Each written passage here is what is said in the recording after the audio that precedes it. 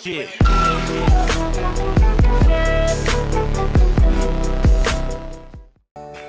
Assalamualaikum warahmatullahi wabarakatuh. Halo teman-teman semuanya, bagaimana kabarnya untuk hari ini? Semoga teman-teman semuanya selalu dalam keadaan sehat walafiat. Amin. Nah teman-teman, hari ini kita akan membahas tematik, yaitu memasuki tema 1 tentang hidup rukun. Sebelum kita memasuki ke pembahasan, alangkah baiknya kita semua berdoa secara bersama-sama dengan mengucapkan basmalah. Bismillahirrohmanirrohim. Nah teman-teman, mari kita mulai ke pembahasan ya. Teman-teman tahu tidak pengertian dari hidup rukun? Apa ya yang dimaksud dengan hidup rukun? Hidup rukun artinya saling menghormati dan menyayangi antar sesama manusia. Jadi hidup rukun itu kita harus saling sayang, kita harus saling menghormati kepada keluarga kita, saudara kita, tetangga kita, ataupun teman kita. Nah itu yang dimaksud dengan hidup rukun. Nah sekarang subtema 1 ini yaitu tentang hidup rukun di rumah. Pembelajaran pertama, muatan bahasa Indonesia, yaitu tentang menjelaskan ungkapan dalam teks. Apa yang dimaksud dengan ungkapan? Ungkapan adalah gabungan beberapa kata yang memiliki makna baru. Mengerti? Coba kita baca teks cerita berikut agar teman-teman lebih paham lagi. Dedi adalah anak yang murah hati. Ia selalu berbagi dengan adiknya. Ia juga selalu membantu orang tua. Ayah, ibu, dan adik sangat menyayangi Dedi. Coba teman-teman, dari bacaan teks tersebut, yang mana yang masuk dari ungkapan? Ya, yaitu murah hati. Di sini ada sebuah kata murah hati. Nah, murah hati ini disebut dengan ungkapan. Kenapa disebut dengan ungkapan? Karena ini memiliki makna atau arti tertentu. Nah, dari murah hati ini tidak boleh kita mengartikan per kata atau satu kata. Contohnya, kita mengartikan kata murah yang artinya tidak mahal. Bukan seperti itu ya teman-teman. Akan tetapi sebuah ungkapan ini kita harus mengartikan dua kata tersebut. Apa arti dari murah hati? Arti dari murah hati yaitu suka memberi atau dermawan. Jadi yang dimaksud dengan Dedi adalah anak yang murah hati, artinya Dedi suka memberi makanan, memberi mainannya kepada adiknya, dan lain sebagainya. Atau suka memberi ini sering disebut dengan kata dermawan. Mengerti teman-teman? Good. Sekarang kita lanjut, masih pembelajaran pertama, yaitu muatan matematika tentang membilang banyak benda. Banyak benda lebih mudah dihitung dengan cara pengelompokan. Pengelompokan dapat dilakukan menggunakan benda ataupun kubus. Nah, yang pertama di sini ada pengelompokan dengan benda. Teman-teman bisa melihat gambar tersebut. Di sini ada sebuah krayon yang berjajar, ya, yaitu krayonnya terdiri dari 10 batang krayon.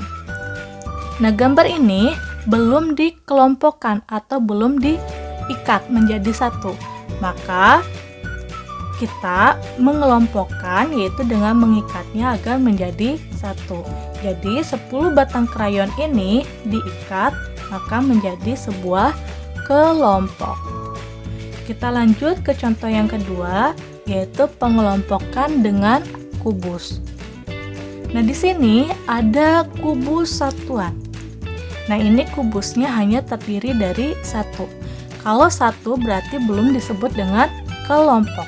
Ya, karena kelompok itu, pengelompokan itu terdiri dari banyak kubus. Nah, sekarang kita lihat gambar yang kedua. Nah, ini kubusnya yaitu terdiri dari 10 kubus satuan. Ini sudah termasuk dengan pengelompokan karena ada beberapa kubus. Nah, lanjut untuk gambar yang ketiga, ini pun sudah termasuk pengelompokan karena di sini kubusnya sudah banyak ya, lebih dari satu, yaitu terdiri dari 100 kubus satuan. Oke, kita lanjut. Nah, pembelajaran pertama muatan SBDP yaitu tentang membedakan panjang dan pendek bunyi pada lagu. Bunyi yang dikeluarkan saat bernyanyi berbeda-beda. Ada bunyi yang panjang, ada juga bunyi yang pendek. Bunyi yang panjang dinyanyikan lebih lama dari bunyi pendek. Coba perhatikan tanda panjang dan pendek bunyi pada lagu berikut. Nah, teman-teman bisa dilihat di sini ada sebuah lirik lagu yaitu Ruri Abangku ciptaan A.T. Mahmud. Nah, di sini ada sebuah tanda seperti ini yaitu untuk bunyi pendek. Adapun tanda garis 2 di bawah ini yaitu tandanya bunyi panjang. Nah, apabila teman-teman menemukan tanda seperti ini, maka ini dinyanyikan dengan nada pendek. Dan apabila teman-teman menemukan tanda seperti ini, maka dinyanyikan dengan nada panjang. Pembelajaran kedua untuk muatan PPKN yaitu menjelaskan simbol-simbol Pancasila. Teman-teman masih ingat simbol-simbol Pancasila dan bunyinya? Untuk sila pertama yaitu berbunyi Ketuhanan Yang Maha Esa. Nah, sila pertama ini mempunyai simbol Pancasila, yaitu simbol Pancasila yang pertama adalah bintang.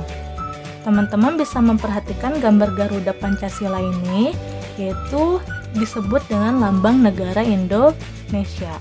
Jadi sila pertama yaitu simbolnya bintang. Adapun untuk sila kedua yaitu simbolnya rantai. Good. Bagaimana bunyi simbol kedua? Kemanusiaan yang adil dan beradab. Nah, sila ketiga yaitu simbolnya pohon beringin. Bunyi simbol dari sila ketiga yaitu Persatuan Indonesia. Lanjut, sila keempat yaitu bunyinya bagaimana? Kerakyatan yang dipimpin oleh hikmat, kebijaksanaan dalam permusyawaratan perwakilan. Nah, dari bunyi sila keempat ini mempunyai sebuah simbol yaitu kepala banteng. Adapun yang terakhir untuk sila kelima yaitu simbolnya padi dan kapas. Dan bunyi Pancasilanya keadilan sosial bagi seluruh rakyat Indonesia. Kita lanjut. Nah, sekarang pengamalan sila pertama dan kedua Pancasila di rumah. Yaitu yang pertama, berdoa sebelum makan merupakan pengamalan sila pertama. Adapun untuk pengamalan sila kedua contohnya yaitu membantu adik belajar. Nah, ini salah satu contoh dari pengamalan sila pertama dan kedua. Kita sekarang memasuki pembelajaran 2 yaitu muatan bahasa Indonesia tentang menjelaskan ungkapan dalam teks. Tadi di pembelajaran pertama kita sudah menjelaskan pengertian dari ungkapan dan contoh dari ungkapan. Nah, sekarang kita akan menjelaskan ungkapan yang ada di dalam teks. Ungkapan sering digunakan pada percakapan sehari-hari. Gabungan kata yang membentuk ungkapan dapat diketahui dari kalimatnya. Contoh kalimat yang memuat ungkapan. Ibuku sudah banyak makan asam garam dalam hal membuat kue. Ungkapan makan asam garam artinya yaitu pengalaman. Nah, jadi sebuah ungkapan ini bisa kita buat menjadi sebuah kalimat. Contohnya seperti kalimat berikut, ya. Kita lanjut, pembelajaran 3 muatan SPDP, yaitu menjelaskan tekanan kuat dan lemah pada lagu. Lagu dapat dinyanyikan dengan tekanan kuat dan tekanan lemah. Tekanan kuat dinyanyikan dengan lebih kuat. Adapun ketukan pertama dalam satu birama selalu lebih kuat dari ketukan berikutnya. Nah, ayo nyanyikan lagu berikut. Nah, mari kita menyanyikan lagu Ruri Abangku dengan memperhatikan tekanan kuat dan tekanan lemah pada lagu tersebut.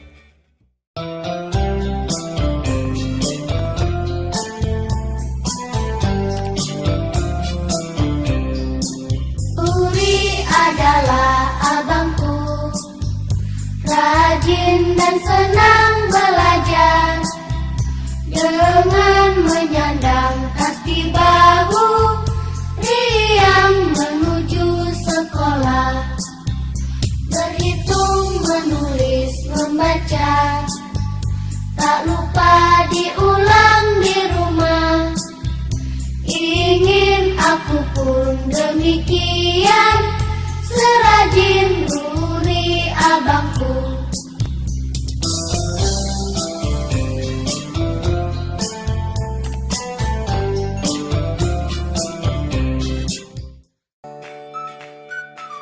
Sekarang teman-teman, kita memasuki pembelajaran 3 untuk muatan matematika, yaitu membaca dan menyebutkan lambang bilangan. Ada banyak bilangan di sekitar kita. Misalnya, bilangan di nomor tiket, bilangan di nomor rumah, atau nomor peserta lomba. Coba baca lambang bilangan berikut. Di sini ada sebuah lambang 326. Bagaimana kita cara membacanya? Yaitu 326. Kita lanjut ke pembahasan selanjutnya, yaitu memasuki pembelajaran 4 muatan matematika tentang menentukan nilai tempat suatu bilangan. Nah, coba perhatikan di sini ada lambang bilangan 333. Nah, kita harus menentukan nilai dari bilangan tersebut. Nah, di sini ada angka 3 yang pertama, maka nilai tempat suatu bilangannya yaitu disebut ratusan. Jadi, angka yang pertama ini disebut ratusan. Adapun angka yang kedua yaitu nilainya puluhan. Dan yang terakhir, angka 3 yang terakhir, nilainya yaitu satuan. Setiap angka pada bilangan memiliki nilai yang berbeda tergantung tempatnya. Sekarang memasuki pembelajaran 5 muatan PPKN, yaitu menyebutkan pengamalan sila ketiga Pancasila di rumah. Ayo ingat kembali sila ketiga Pancasila itu bagaimana bunyinya? Ya, Persatuan Indonesia. Simbol bilangan dari sila ketiga yaitu pohon beringin. Nah, pengamalan sila ketiga ini contohnya yaitu kita harus memiliki sikap bersatu dan bekerja sama. Kita lanjut untuk pengamalan sila keempat Pancasila di rumah.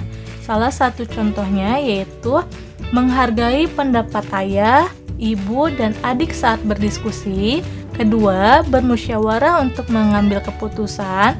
Ketiga, pembagian tugas kerja bakti dalam keluarga. Nah, adapun pengamalan sila kelima Pancasila di rumah, yang pertama, hemat dalam menggunakan uang. Yang kedua, adil dalam membagi waktu untuk belajar dan bermain. Dan yang terakhir, adil dalam membagi makanan kepada adik dan kakak. Pembelajaran yang terakhir di tema 1 ini yaitu pembelajaran 6 muatan matematika tentang membaca dan menulis lambang bilangan. Perhatikan contoh berikut. Nah, di sini ada sebuah kubus yang telah dikelompokkan. Kubus ini satunya itu terdiri dari 100 satuan kubus. Dan di sini ada 4 ya, 100 satuan kubusnya ini terdiri dari 4. Maka kita jumlahkan 100 ditambah 100 yaitu 200, ditambah 100 yaitu 300, ditambah 100 yaitu 400. Nah, sekarang kita tambahkan dengan kubus yang terdiri dari 40 kubus. Dan ditambahkan juga dengan kubus satuan yaitu terdiri dari 7 kubus. Nah, maka 400 ditambah 40 ditambah 7 hasilnya adalah 447. Nah, untuk 447 ini disebut dengan lambang bilangan, sedangkan 447 ditulis seperti ini, maka itu disebut dengan nama bilangan. Nah, teman-teman, untuk pembelajaran tema 1 hidup rukun, subtema 1 hidup rukun di rumah sudah selesai. Terima kasih atas perhatian dan waktunya sudah menonton video pembelajaran ini. Semoga dapat bermanfaat untuk teman-teman semuanya ya. Jangan lupa untuk like, subscribe, dan bagikan video pembelajaran ini agar teman-teman kalian bisa menontonnya juga. Terima kasih untuk hari ini. Sampai jumpa di video selanjutnya. Wassalamualaikum warahmatullahi wabarakatuh.